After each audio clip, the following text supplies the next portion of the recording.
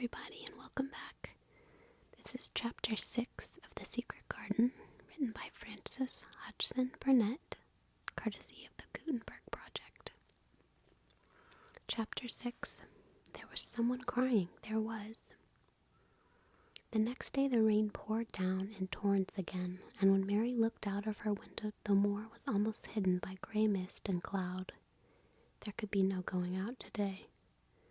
"What do you do in your cottage when it rains like this?" she asked Martha. "Try to keep from under each other's feet, mostly," Martha answered. There does seem to be a lot of us then. Mother's a good-tempered woman, but she gets fair moithered. The biggest ones go out in the cowshed and plays there. Dickon doesn't mind the wet. He goes out just the same as if the sun was shining. He said he sees things on rainy days he doesn't show when it's fair weather. He once found a little fox cub half drowned in its hole, and he brought it home in the bosom of his shirt to keep it warm. Its mother had been killed nearby, and the hole was swum out and the rest of the litter was dead. He got it at home now. He found a half-drowned young crow another time and brought it home too, and tamed it. Its name is Soot because it's so black, and it hops and flies about with him everywhere. The time had come when Mary had forgotten to resent Martha's familiar talk. She had even begun to find it interesting and to be sorry when she stopped or went away. The stories she had been told by her ayah when she lived in India had been quite unlike those Martha had to tell about the moorland cottage, which held 14 people who lived in 4 little rooms and never had quite enough to eat. The children seemed to tumble about and amuse themselves like a litter of rough, good-natured collie puppies. Mary was most attracted by the mother and Dickon. When Martha told stories of what Mother said or did, they always sounded comfortable. "If I had a raven or a fox cub, I could play with it," said Mary, "but I have nothing." Martha looked perplexed. "Can the knit?" she asked. "No," answered Mary. "Can the sew?" "No." "Can the read?" "Yes." "Then why doesn't the read something or learn a bit of spelling? That's old enough to be learning thy book in a good bit now." "I haven't any books," said Mary. "Those I had were left in India." "That's a pity," said Martha. "If Miss Medlock let thee go into the library, there's thousands of books there." Mary did not ask where the library was because she was suddenly inspired by a new idea. She made up her mind to go and find it herself. She was not troubled about Mrs. Medlock.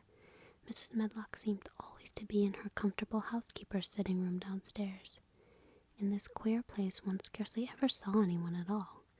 In fact, there was no one to see but the servants, and when their master was away they lived a luxurious life below stairs, where there was a huge kitchen hung about with shining brass and pewter, and a large servants' hall where there were 4 or 5 abundant meals eaten every day, and where a great deal of lively romping went on when Mrs. Medlock was out of the way.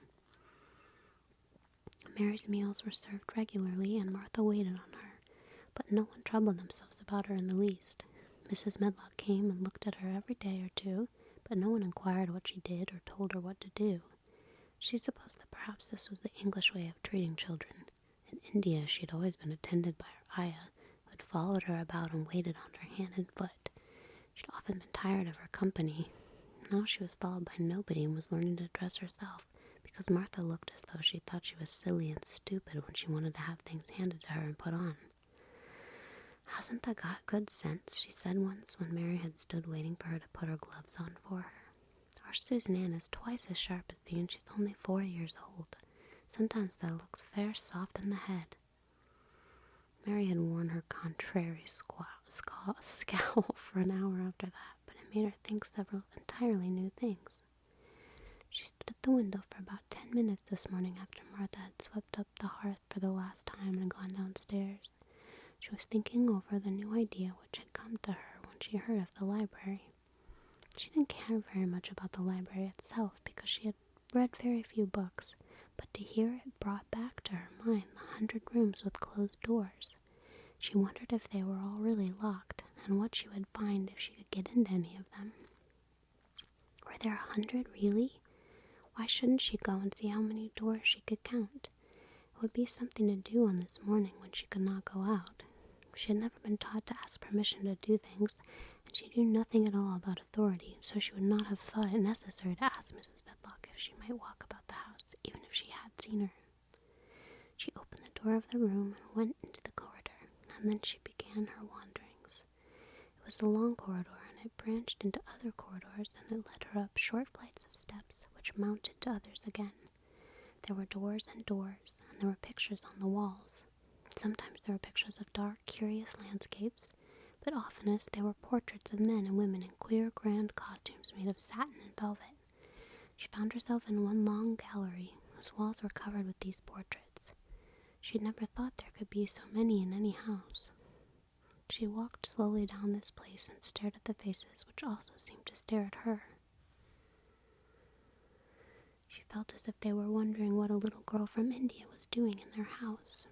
Some were pictures of children, little girls in thick satin frocks which reached to their feet and stood out about them, and boys with puff sleeves and lace collars and long hair, or with big ruffs around their necks. She always stopped to look at the children and wonder what their names were, and where they'd gone, and why they wore such odd clothes. There was a stiff, plain little girl rather like herself. She wore a green brocade dress and held a green parrot on her finger. Her eyes had a sharp, curious look.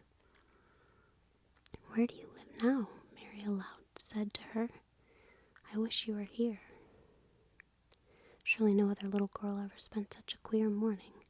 It seemed as if there was no one in all the huge rambling house but her own small self, wandering up stairs and down, through narrow passages and wide ones, where it seemed to her that no one but herself had ever walked. Since so many rooms had been built, people must have lived in them, but it all seemed so empty that she could not quite believe it true. It was not until she climbed to the second floor that she thought of turning the handle of a door. All the doors were shut, as Mrs. Medlock had said they were, but at last she put her hand on the handle of one of them and turned it. She was almost frightened for a moment when she felt that it turned without difficulty, and that when she pushed upon the door itself, it slowly and heavily opened. It was a massive door and opened into a big bedroom. There were embroidered hangings on the wall, and inlaid furniture, such as she had seen in India, stood about the room. A broad window with leaded panes looked upon the moor, and over the mantel was another portrait of the stiff, plain little girl, who seemed to stare at her more curiously than ever. "Perhaps she slept here once," said Mary. "She stares at me so that she makes me feel queer." After that she opened more doors and more. She saw so many rooms that she became quite tired and began to think that there must be 100, though she had not counted them. In all of them there were old pictures or old tapestries with strange scenes working on them. There were curious pieces of furniture and curious ornaments in nearly all of them. In one room, which looked like a lady's sitting room, the hangings were all embroidered velvet, and in a cabinet were about 100 little elephants made of ivory. They were of different sizes, and some had their mallets or pelicans on their back. Some were much bigger than the others, and some were so tiny that they seemed only babies. Mary had seen carved ivory in India, and she knew all about elephants. She opened the door of the cabinet and stood on a footstool and played with these for quite a long time. When she got tired, she set the elephants in order and shut the door of the cabinet. In all her wanderings through the long corridors and the empty rooms, she had seen nothing alive. But in this room she saw something. Just after she had closed the cabinet door, she heard a tiny rustling sound. It made her jump and look around at the sofa by the fireplace, from which it seemed to come. In the corner of the sofa there was a cushion, and in the velvet which covered it there was a hole, and out of the hole peeped a tiny head with a pair of frightened eyes in it. Mary crept softly across the room to look. The bright eyes belonged to a little gray mouse. The mouse had eaten a hole in the cushion and made a comfortable nest there. 6 baby mice were cuddled up asleep near her. If there was no one else alive in 100 rooms, there were 7 mice who did not look lonely at all. "If they wouldn't be so frightened, I would take them back with me," said Mary. She had wandered about a long enough time to feel too tired to wander any further. She turned back. 2 or 3 times she lost her way by turning down the wrong corridor, and was obliged to ramble up and down until she found the right one. But at last she reached her own floor again, though she was some distance from her own room and did not know exactly where she was. "I believe I've taken a wrong turn again," she said, standing still at what seemed the end of a short passage with tapestry on the wall. "I don't know which way to go. How still everything is." It was while she was standing here, and just after that she said the stillness was broken by a sound. It was another cry, but not quite like the one she had heard last night. It was only a short one, a fretful childish whine muffled by passing through walls. "It's nearer than it was," said Mary, her heart beating rather fast. "And it's crying." She put her hand accidentally upon the tapestry near her and then sprang back, feeling quite startled. The tapestry was the covering of a door, which fell open and showed her that there was another part of the corridor behind it, and Mrs. Medlock was coming up with her bunch of keys in her hand and a very cross look on her face. "What are you doing here?" she said, and she took Mary by the arm and pulled her away. "What did I tell you?"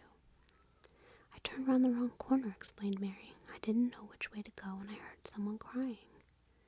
She quite hated Mrs. Medlock at the moment, but she hated her more the next. "You didn't hear anything of the sort," said the housekeeper. "You come along back to your own nursery or I'll box your ears." And she took her by the arm and half pushed, half pulled her way up one passage and down another until she pushed her into the door of her own room. "Now," she said, "you stay where you're told to stay or you'll find yourself locked up. The master had better get you a governess, same as he said he would. You're one that needs someone to look sharp after you. I've got enough to do."